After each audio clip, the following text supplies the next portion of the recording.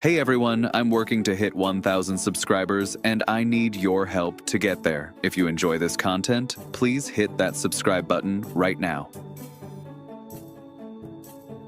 While the baseball world was still picking apart the controversial Matt Strahm trade and arguing over whether Dave Dombrowski had lost his mind, the Philadelphia Phillies front office was quietly orchestrating a move that could completely reshape their 2026 championship aspirations. And here's the thing that absolutely nobody is talking about yet. This under-the-radar acquisition might actually be the most brilliant chess move Dombrowski has made all offseason. We're not dealing with speculation here or hot takes based on Twitter rumors. This is official, confirmed, and potentially franchise-altering news that somehow managed to slip past the national media while they were too busy writing their think pieces about roster construction philosophy. The Philadelphia Phillies have officially acquired left-handed pitcher Kyle Backus from the Arizona Diamondbacks in exchange for outfield prospect Avery Oksu-Ayedu.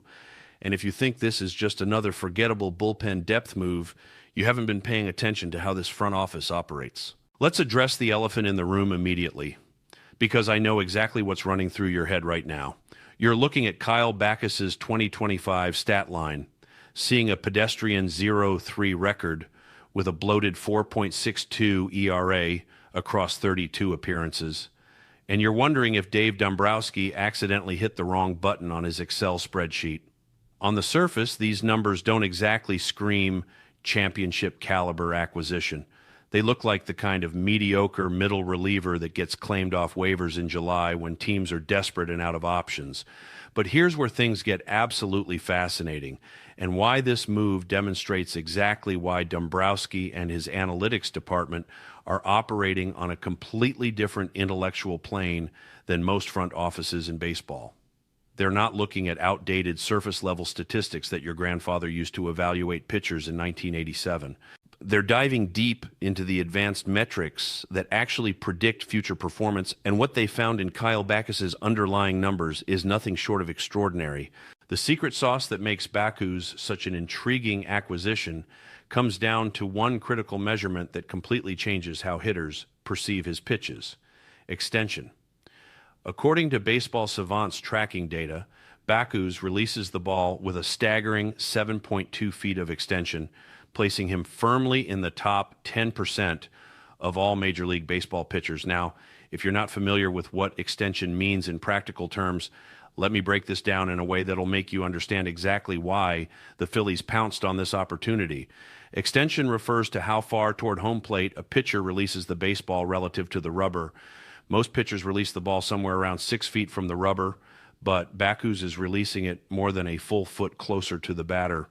That might not sound like much, but in a game where milliseconds determine the difference between a home run and a weak ground out, that extra foot is absolutely game-changing.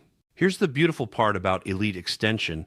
It creates what scouts call perceived velocity. Backus's fastball sits around 91 miles per hour on the radar gun, which is decidedly average in today's power pitching era, where guys are routinely touching 98 or 99. But because he's releasing that 91 mile per hour pitch a full foot closer to home plate than the average pitcher, it arrives at the hitting zone significantly faster than hitters expect. The batter's brain processes the pitch based on the release point, calculates the trajectory and speed, and tells the hands when to swing. But when that ball is coming from 7.2 feet of extension, all those calculations get thrown completely out of whack. What looks like 91 on the gun suddenly feels like 94 or 95 to the hitter, drastically reducing their reaction time and causing all sorts of uncomfortable swings and weak contact. This is exactly the kind of hidden advantage that separates smart front offices from the ones still living in the Stone Age of baseball analysis.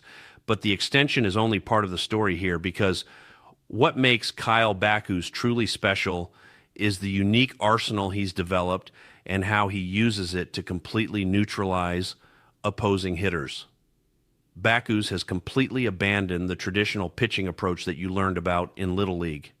He's ditched both the four-seam and two-seam fastballs entirely, instead building his entire pitching philosophy around three specific weapons that work in beautiful harmony to induce weak contact. His primary pitch is a devastating sinker that he throws a staggering 63% of the time. This isn't your grandfather's sinker that just drops slightly at the end.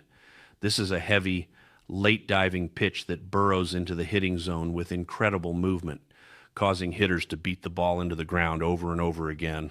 He complements that sinker with a sweeper that he throws 27% of the time, giving him a completely different look that breaks horizontally away from right-handed hitters and in on lefties.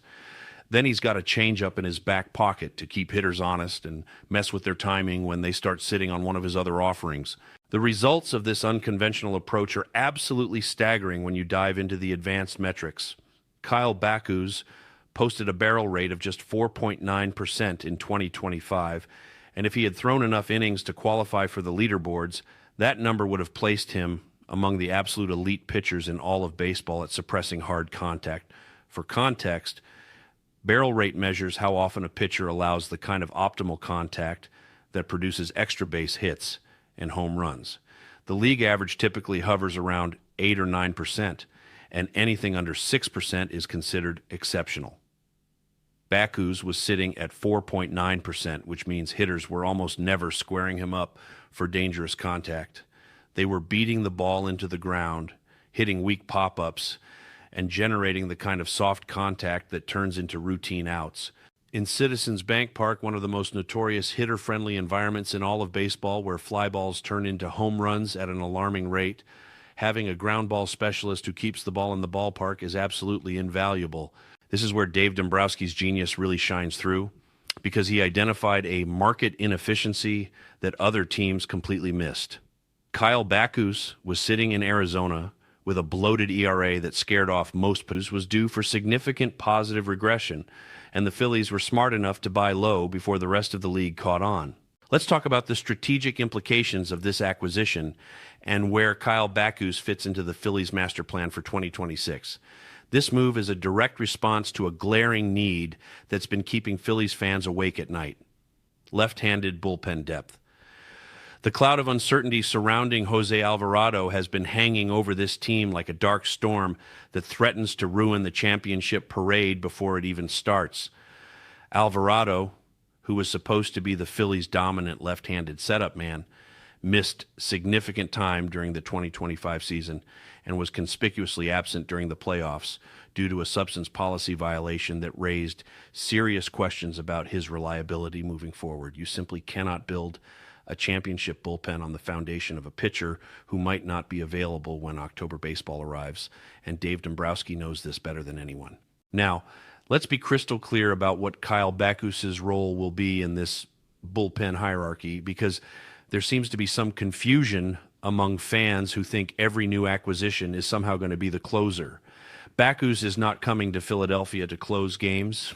That role is locked down tighter than Fort Knox by Jeff Hoffman, who has established himself as one of the most dominant closers in the National League, and the setup role in the eighth inning belongs to Orion Kerkering, who emerged as an absolute weapon with his electric stuff and fearless approach to high-leverage situations. Backus isn't here to replace either of those guys or to somehow leapfrog them in the bullpen hierarchy. His role is going to be surgical, specialized, and absolutely critical to the Phillies' success in tight playoff series where matchups determine who advances and who goes home. Backus will function as what modern baseball strategists call a fireman, deployed in the 6th or 7th inning specifically to neutralize left-handed heavy lineups that could otherwise tear through the Phillies' pitching staff. In today's hyper-analytical baseball environment where every single matchup is scrutinized and optimized, having a left-handed specialist with a completely unique delivery and release point is a tactical weapon that can swing entire playoff series. Consider what happens when the Phillies face a lineup stacked with dangerous left-handed hitters. Without Backus, manager Rob Thompson would have been forced to either ride his right-handed relievers and accept the unfavorable platoon splits, or turn to Jose Alvarado and hope he's actually available and effective. Now, Thompson has a third option, and it's an option that brings a completely different look than what hitters have seen all game from guys like Hoffman or Kerkering. The disruption factor cannot be overstated here because baseball is fundamentally a game of timing and recognition. Hitters spend their entire at-bat trying to sync up their swing with the pitcher's release point, velocity, and movement patterns. When Backus enters the game with his funky arm slot and that 7.2 feet of extension, everything the hitter has been working on suddenly becomes irrelevant. It's like a boxer who's been facing right-handed opponents all night, suddenly getting surprised with a southpaw in the championship rounds. The timing is completely different, the angles are completely different, and that discomfort creates mistakes. Those mistakes turn into weak groundouts instead of line drives. And those groundouts are what win baseball games in October, when the margins between victory and defeat are razor thin. The competition for bullpen spots during spring training is going to be absolutely fierce, and I think some fans are going to be genuinely shocked when they see who makes the opening day roster. Let's break down the current landscape so you understand exactly what we're looking at. The absolute locks for bullpen spots are pretty straightforward. Jeff Hoffman as your closer, bringing that devastating splitter that makes hitters look absolutely foolish. Orion Kerkering as your eighth-inning weapon with electric stuff. Tanner Banks providing left-handed depth, and Taijuan Walker serving as your long relief swingman who can eat multiple innings when a starter gets knocked out early. Those four spots are essentially guaranteed, barring some catastrophic injury during spring training that completely changes the equation. Beyond those locks, things get really interesting and competitive. Jonathan Heasley, who came over in the Matt Strahm trade, brings solid right-handed depth and should have a spot if he has a decent spring training. Kyle Backus, our new acquisition, has a significant advantage in this competition simply by virtue of being left-handed in a market where quality southpaws are scarcer than honest politicians. The young guns knocking on the door, Jean Cabrera, Moises Chache, and Junior Curret all have tantalizing stuff that could play in the majors. But here's the reality that these prospects and their fan clubs need to accept. Dave Dombrowski and this front office typically favor major league experience during win-now seasons. When you're trying to win a World Series championship, you don't usually gamble with unproven rookies in your bullpen unless you absolutely have to. You go with veterans who've been in pressure situations before and know how to handle the spotlight. The financial aspect of this move is where Dave Dombrowski really flexes his executive muscles, because this is the kind of shrewd roster management that separates championship organizations from perpetual also-rans. The Phillies essentially swapped an outfield prospect from a position of organizational depth for a controllable big league arm at a minimal cost. Avery Oksu Ayedu, the prospect heading to Arizona, was blocked at the big league level by a crowded outfield situation that includes Brandon Marsh, Johan Rojas, and potentially others, depending on how the rest of the offseason shakes out. He had legitimate talent, but his pathway to consistent playing time in Philadelphia was murky at best. Meanwhile, the Phillies got back a left-handed reliever with unique skills and elite underlying metrics who fills an immediate need. This is textbook asset management, trading from organizational depth to address organizational weakness without surrendering top-tier prospects or taking on burdensome contracts. The payroll flexibility that this move preserves is absolutely crucial to understanding the Phillies' broader strategy for 2026. By acquiring Backus at a minimal cost instead of going out and signing some expensive left-handed reliever to a multi-year deal, Dombrowski keeps significant financial ammunition in reserve for potential blockbuster additions at the trade deadline. This is how smart teams operate. They don't blow their entire budget in the offseason on every potential need. They make strategic, cost-effective moves that raise the floor of the roster while maintaining the flexibility to make a huge splash in July when contenders become clear and sellers start shopping their best players. If the Phillies are in first place come the All-Star break and a dominant starter or elite reliever becomes available, Dombrowski will have the payroll space to make that move without triggering luxury tax penalties or creating long-term financial problems. The real bet that the Phillies are making here goes beyond just the raw numbers and the advanced metrics. They're betting on their player development infrastructure, specifically pitching coach Caleb Cotham and his staff, to unlock another level in Kyle Backus's performance. The one legitimate red flag in Backus's profile is his control, specifically the 8 walks he issued in just 25 innings pitched during 2025. That walk rate is concerning because you simply cannot be effective in high-leverage situations if you're constantly putting runners on base for free. However, the Phillies development staff has an exceptional track record of taking pitchers with mechanical issues or control problems and refining them into reliable contributors. They'll work with Backus on his delivery consistency, his release point repeatability, and his ability to pound the strike zone with that heavy sinker. If Backus can reduce his walk rate even moderately while maintaining that elite barrel rate and ground ball tendency, he could legitimately be a steal of historic proportions. The upside scenario here is tantalizing enough to make Phillies fans genuinely excited about a middle reliever, which tells you everything you need to know about how important bullpen construction is in modern baseball. Imagine if Cotham and his staff can get Backus to throw strikes consistently while maintaining his unique release point and that devastating sinker. You're looking at a left-handed ground ball specialist with elite extension who can come into games against dangerous left-handed hitters and induce weak contact over and over again. In Citizens Bank Park, where fly balls become home runs with alarming regularity, having a pitcher who keeps the ball on the ground is worth its weight in gold. The defensive alignment can play tighter, the infielders can be more aggressive, and the entire complexion of the inning changes when hitters know they're not going to elevate pitches into the short porch. The worst-case scenario is that Backus struggles with his control during spring training, fails to make the opening day roster, and ends up being organizational depth in AAA Lehigh Valley. Even in that scenario, the Phillies haven't really lost anything significant. They gave up an outfield prospect who was blocked anyway. They took a calculated gamble on fixing a pitcher with elite underlying metrics, and if it doesn't work out, they simply move on without any long-term consequences. This is precisely the kind of low-risk, high-reward move that smart front offices should be making constantly. You throw enough of these darts at the board, and eventually one of them hits the bullseye and turns into a weapon that wins you a playoff series. Let's address the bigger question that's probably eating at you right now. Is the Phillies' left-handed relief situation actually fixed? Or does Dave Dombrowski still need to go shopping? This is where legitimate debate can happen, because there are compelling arguments on both sides. On one hand, you've got Kyle Backus bringing unique skills and elite metrics, plus Tanner Banks providing another left-handed option who showed competence during his time with the Phillies last season. If Jose Alvarado returns to his pre-suspension form and stays healthy, that's actually a pretty solid trio of southpaws who can handle different situations.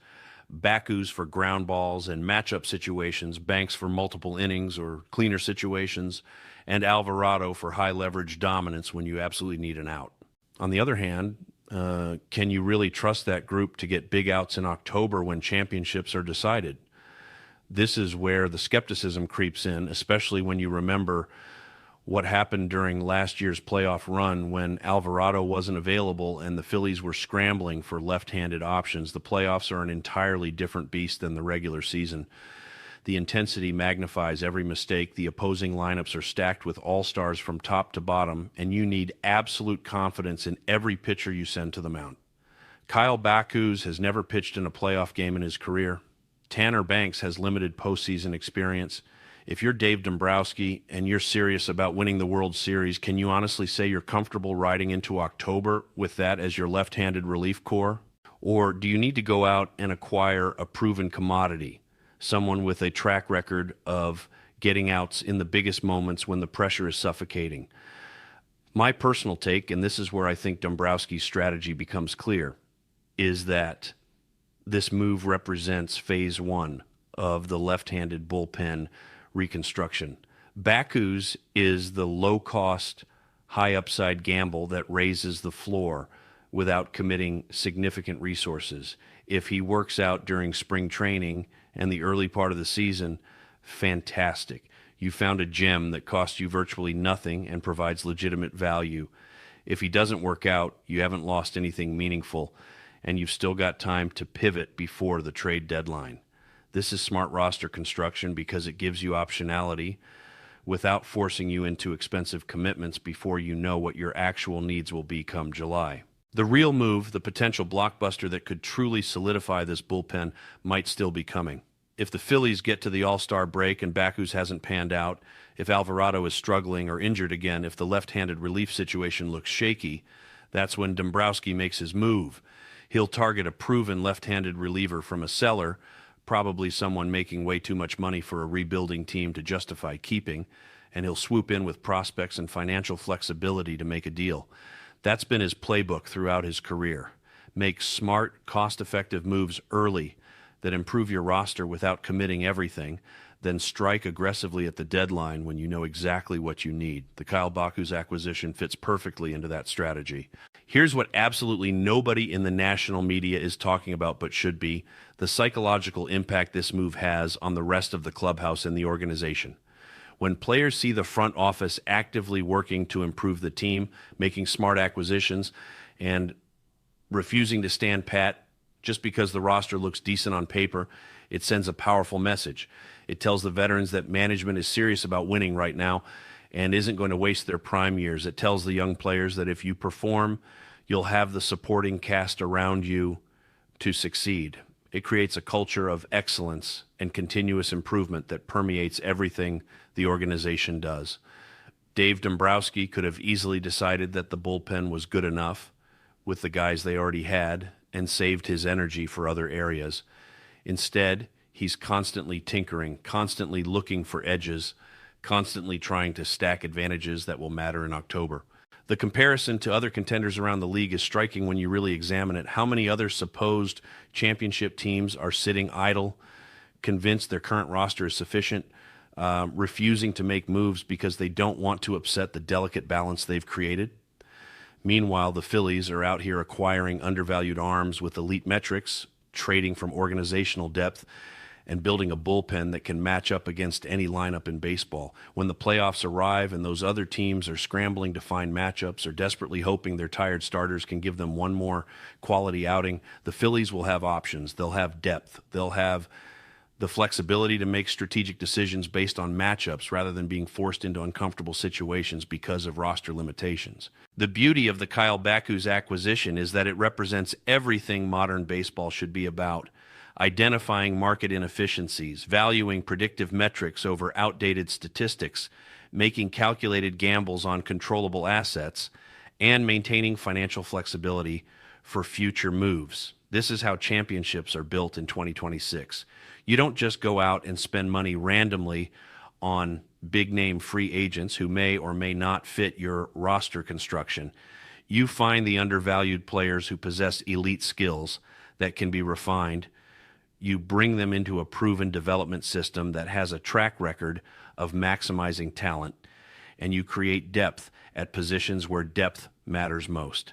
The bullpen is absolutely one of those positions where depth matters because you never know when injuries, suspensions, or performance issues will strike. Having Kyle Bakus as your insurance policy, as your tactical weapon, as your matchup specialist, gives manager Rob Thompson tools that he simply didn't have before.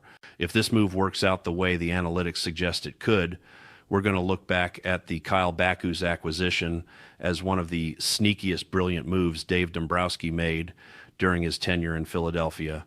Not because it was flashy or exciting or generated headlines and hot takes across baseball media, but because it addressed a specific need with a cost-effective solution that possessed genuine upside.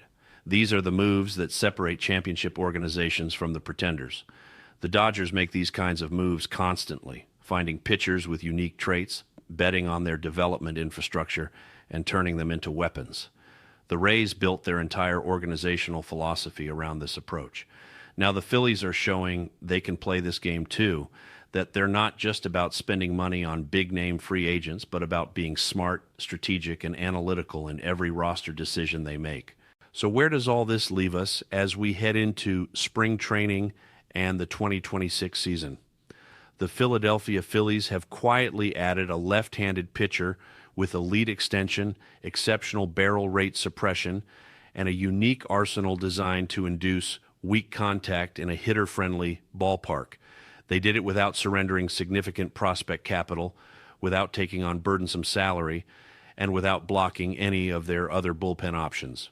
Kyle Bakus now has a genuine opportunity to win a job during spring training, to prove that his underlying metrics translate to consistent success, and to become a valuable weapon in a bullpen that desperately needed left-handed depth. If he can throw strikes consistently and let that heavy sinker work for him, the Phillies might have just found a legitimate difference maker for a fraction of what it would have cost on the open market. And if it doesn't work out, they've got time and resources to pivot before October arrives. That's smart baseball. That's how you build a championship roster. That's why Dave Dombrowski gets paid the big bucks to make these decisions. The question now becomes, do you trust this left-handed relief course heading into a season where World Series expectations are sky high?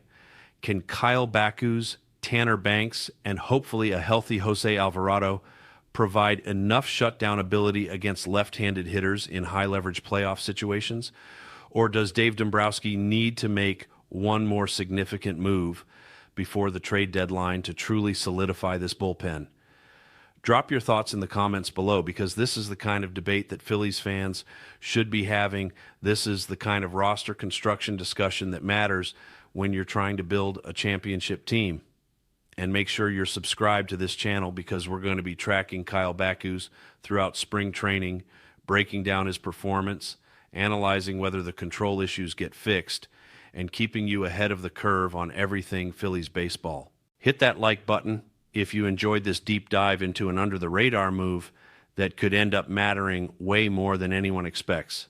Let's go Phillies, and let's see if Dave Dombrowski just pulled off another masterpiece that nobody saw coming.